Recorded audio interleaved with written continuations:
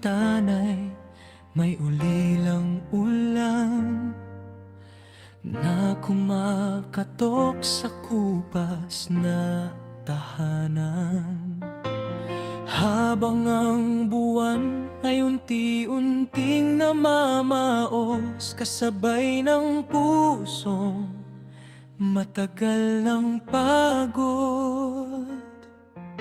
Mga bituin dati kay raming kasama, ngayon'y naglalaho sa may lamig na dusa.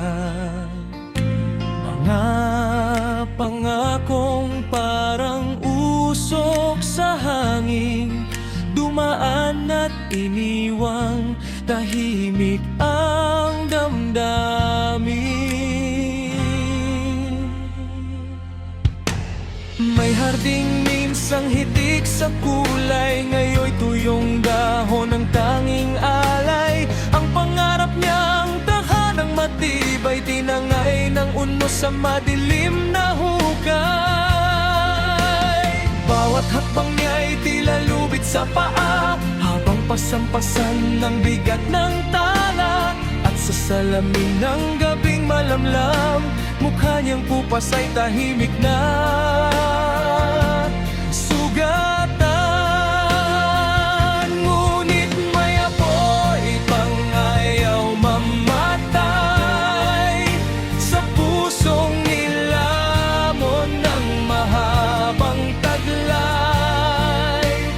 Kahit ang pag-ibig ay aninong ligaw, yakap nito'y sapat sa gabing mapanglaw.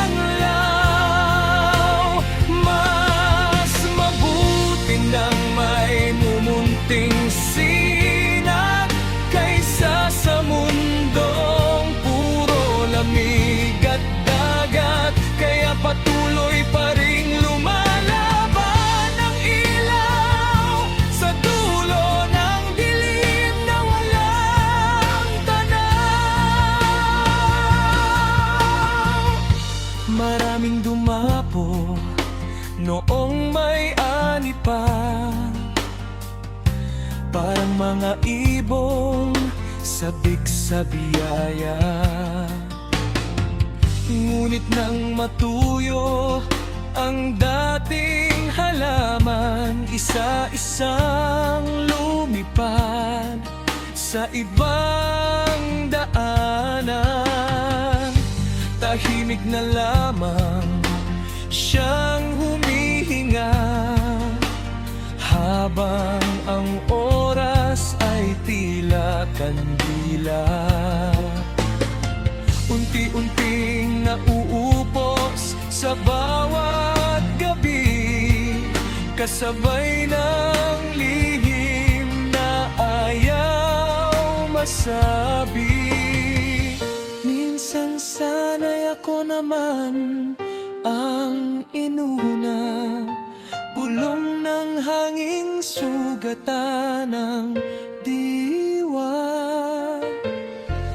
Kung nagtanim lang sana sa sariling lupa, di sana nilalamon ng lungkot at luha. Ngunit kahit kupas ang langit sa mata, may mumunting awit pa ring sumasama na nagsasabing may dahilan pa upang ipaglaban ang natitirang saya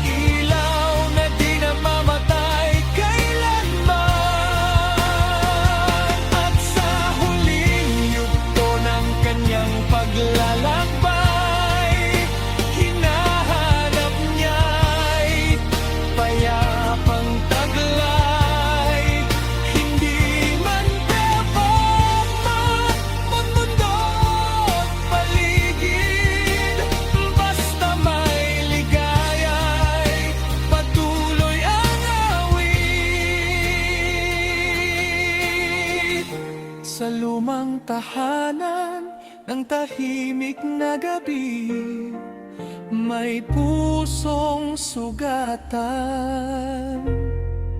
na patuloy pa rin umibig.